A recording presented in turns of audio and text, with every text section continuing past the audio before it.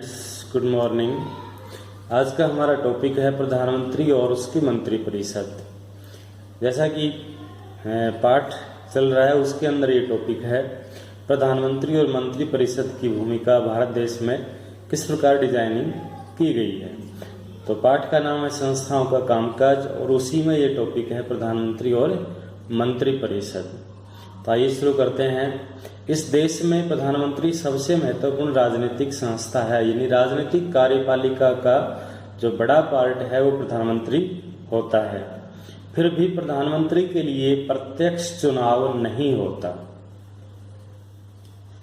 संसद में आपने लोकसभा की डिजाइनिंग पढ़ी है, तो प्रधानमंत्री भी संसद के किसी सदन का सदस्य होना जरूरी है। यानी भारत देश के प्रधानमंत्री के लिए भी संसद के किसी सदन का सदस्य होना जरूरी है, बशर्ते कि उसमें जो प्रायोरिटी दी जाती है कि वो लोकसभा के पर्टिकुलर क्षेत्र से चुनकर आना चाहिए। लेकिन इसके अपवाद भी रहे हैं। जैसे अभी अगर बात करें हम हमारे प्रधानमंत्री श्री नरेंद्र मोदी से पहले जो मनमोहन सिंह हमारे प्राइम मिनिस्टर थे, वो डायरेक्ट जनता द्वारा चुनाव होकर नहीं आए थे। वो संसद का जो दूसरा सदन है राज्यसभा, उसके सदस्य थे, न कि लोकसभा के सदस्य थे। तो प्रधानमंत्री के लिए कोई प्रत्यक्ष चुनाव नहीं होता, यानी पूरे देश के लोग हैं वो प्रधानमंत्री के लिए वोट नहीं डालते हैं। फिर भी उसके लिए संसद का सदस्य होना जरूरी है। राष्ट्रपति प्रधानमंत्री को नियुक्त करते हैं, लेकिन राष्ट्रपति अपनी मर्जी से भी किसी व्यक्ति को प्रधानमंत्री नियुक्त नहीं कर सकता। राष्ट्रपति लोकसभा में बहुमत वाली पार्टी या पार्टियों के गठबंधन के नेता को ही प्रधानमंत्री नियुक्त करता है। अगर किसी एक पार्टी या गठबंधन को बहुमत हासिल नहीं होता तो राष्ट्रपति उसी व्यक्ति को प्रधानमंत्री के रूप में नियुक्त करता है जिसे सदन में बहुमत हासिल होने की संभावना होती है। प्रधानमंत्री का कार्यकाल तय नहीं होता जब तक वह अपने पद पर रह सकता है, जब तक कि वह पार्टी या गठबंधन का नेता रहे। यानी जो भी सरकार चुन के आती है उसका संसद में बहुमत होना जरूरी है। प्रधानमंत्री परंपरा अनुसार लोकसभा का नेता होता है, क्योंकि वह संसद में बहुमत रखने वाले राजनीतिक दल का नेता चुना जाता है और वह स्वयं ही अपने मंत्रिमंडल का निर्माण करता है। इसलिए वह मंत्रिमंडल का अध्यक्ष भी होता है और संवैधानिक तौर पर राष्ट्रपति का परामर्शदाता होता है। दूसरे शब्दों में अगर बात करें तो राष्ट्रपति और मंत्रिमंडल के बीच एक कड़ी का काम करता है प्रधानमंत्री, और वो राष्ट्रपति के नाम पर देश का शासन चलाता है। अतः उसे मंत्रिमंडल के समस्त निर्णयों की सूचना है वो राष्ट्रपति को देनी होती है। समस्त विधेयकों और निर्णयों की सूचना है वो राष्ट्रपति को देनी पड़ती है, और समस्त मंत्रियों का चयन वह स्वयं करता है और स्वयं ही उनके विभागों का बंटवारा करता है। जितने भी देश के अंदर और प्रधानमंत्री से अगर असहमति किसी मंत्री की हो जाए तो उसको त्यागपत्र भी देना पड़ता है। कुछ पदों की जितनी भी बड़ी नियुक्तियां हैं राष्ट्रपति प्रधानमंत्री की सलाह से ही करता है। प्रधानमंत्री की सलाह पर ही अवधि से पहले लोकसभा को भंग भी किया जा सकता है। अनुच्छेद 75 के अनुसार प्रधानमंत्री की नियुक्ति राष्ट्रपति करता है और सामान्यतः वह व्यक्ति संसद में बहुमत दल का नेता होता है। किसी दल का बहुमत न होने पर राष्ट्रपति किसी को भी प्रधानमंत्री नियुक्त कर सकता है, बशर्ते कि उसको गठबंधन यानी उसको बहुमत हासिल होने की संभावना हो। दूसरी जो बात आती है कैबिनेट मिनिस्टर यानी हमारी मंत्रिपरिषद। तो संविधान के अनुच्छेद 75 में ही मंत्री परिषद के गठन के बारे में डिटेल से बताया गया है कि राष्ट्रपति प्रधानमंत्री की सलाह से अन्य मंत्रियों की नियुक्ति करेगा और जो मंत्री परिषद होती है वो सामूहिक रूप से लोकसभा के प्रति उत्तरदायी होगी।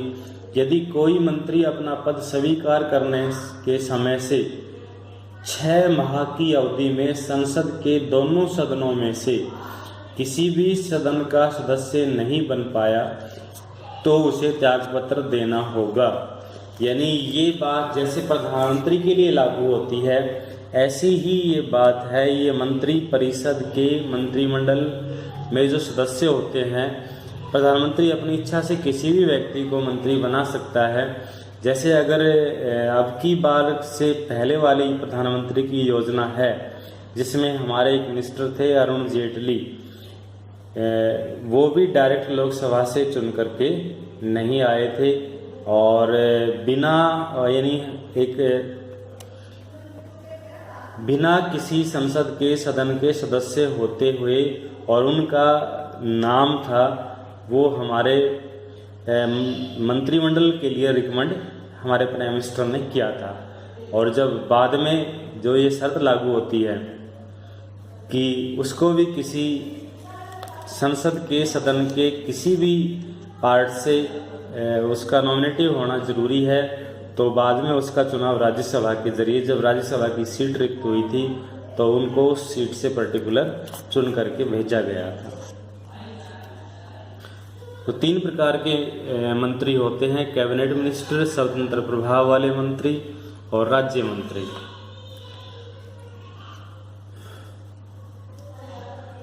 तो उपर्युक्त व्यवस्थाओं के देखते हुए ही राष्ट्रपति मंत्री परिषद का निर्माण प्रधानमंत्री की सलाह से करता है।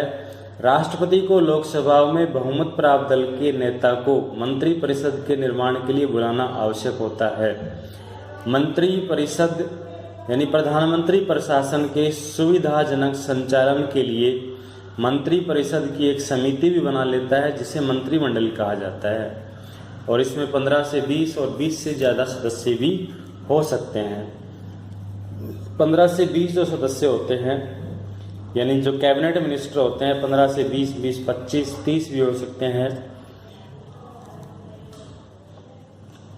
और दूसरे जो मंत्री होते हैं स्वतंत्र प्रभार वाले राज्य मंत्री, अमूमन छोटे मंत्रालयों के प्रभारी होते हैं। वे विशेष रूप से आमंत्रित किए जाने पर ही कैबिनेट की बैठकों में भाग लेते हैं। राज्य मंत्री अपने विभाग के कैबिनेट मंत्रियों से जुड़े होते हैं और उनकी सहायता करते हैं, जो कि सारे मंत्रियों के लिए नियमित रूप से मिलकर के हर बात पर चर्चा करना व्यवहारिक नहीं होता। लिहाजा जो फैसले हैं वो कैबिनेट बैठकों में ही किए जाते हैं। इसी वजह से अधिकांश देशों में संसदीय लोकतंत्र को सरकार का कैबिनेट रूप कहा जाता है। कैबिनेट टीम के रूप में काम करती है। मंत्रियों की राय और विचार अलग अलग हो सकते हैं, लेकिन सबको कैबिनेट के फैसले की जिम्मेदारी लेनी होती है। भले ही कोई फैसला किसी दूसरे मंत्रालय विभाग का हो, लेकिन कोई भी मंत्री सरकार के फैसले की खुलेआम आलोचना नहीं कर सकता। और हर मंत्रालय में सचिव होते हैं जो कि नौकरशाह होते हैं। ये सचिव फैसला करने के लिए मंत्री को जरूरी सूचना मुहैया कराते हैं। टीम के रूप में कैबिनेट की मदद कैबिनेट सचिवालय करता है। यानी मंत्री परिषद के जो मुख्य कार्य होते हैं उनके अनुसार कि राष्ट्रीय नीति को इम्प्लीमेंट करने की जवाबदारी होती है वो कैबिनेट मिनिस्टर की होती है। जो भी नेशनल लेवल की पॉलिसियाँ होती हैं उनको इम्प्लीमेशन लाने के लिए जो हमारा शीर्ष मंत्रिमंडल है यानी कैबिनेट स्तर के जो मिनिस्टर हैं वो करते हैं। दूसरा, संसद में विभिन्न विधेयकों जो भी लीगल विधेयक होते हैं उनको प्रस्तावित करना, रिकमेंडेशन करना और उनको पारित करवाने की जिम्मेदारी भी हमारे कैबिनेट मिनिस्टर की ही होती है। तीसरा, जो फॉरेन पॉलिसियाँ होती हैं उसको इम्प्लीमेशन में लाना भी कैबिनेट स्तर के मिनिस्टर ही होते हैं। बजट या वित्त विधेयक को संसद में पारित करवाना ये भी कैबिनेट स्तर के मिनिस्टर ही करते हैं। विभिन्न कार्यपालिका, न्यायपालिका आदि पदाधिकारियों को नियुक्त करना भी कैबिनेट मिनिस्टर के ही लोग करते हैं। और प्रधानमंत्री मंत्रिमंडल की जो जितने भी बैठक होते हैं उनकी अध्यक्षता करता है और उस मंत्रिमंडल के निर्णयों को राष्ट्रपति को अवगत कराता है। तो प्रधानमंत्री के अधिकार, संविधान में प्रधानमंत्री या मंत्रियों के जो अधिकार हैं वो संविधान में प्रधानमंत्री या मंत्रियों के अधिकारों का एक दूसरे से उनके संबंध के बारे में बहुत कुछ नहीं कहा गया है, लेकिन सरकार के प्रमुख होने के नाते प्रधानमंत्री के व्यापक अधिकार होते हैं। वह कैबिनेट की बैठकों की अध्यक्षता करता है। ये हम पढ़ ही चुके हैं मेन रूप से ये बात। तो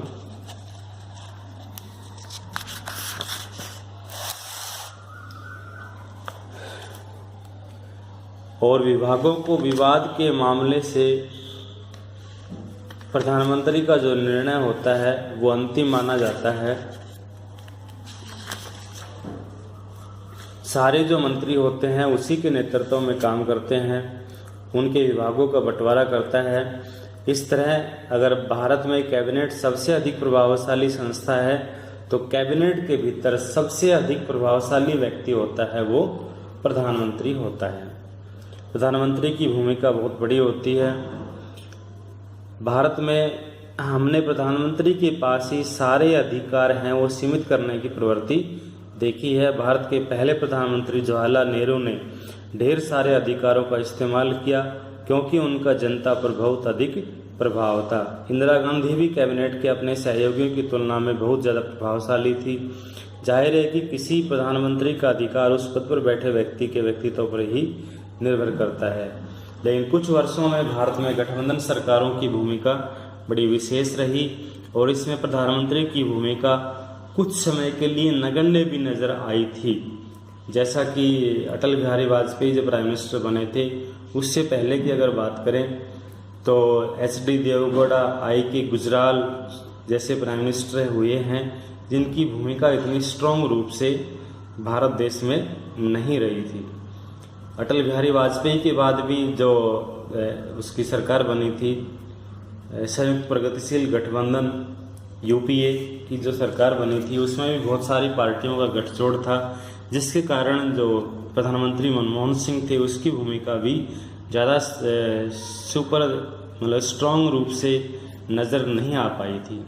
लेकिन जब सरकार के पास पूरा बहुमत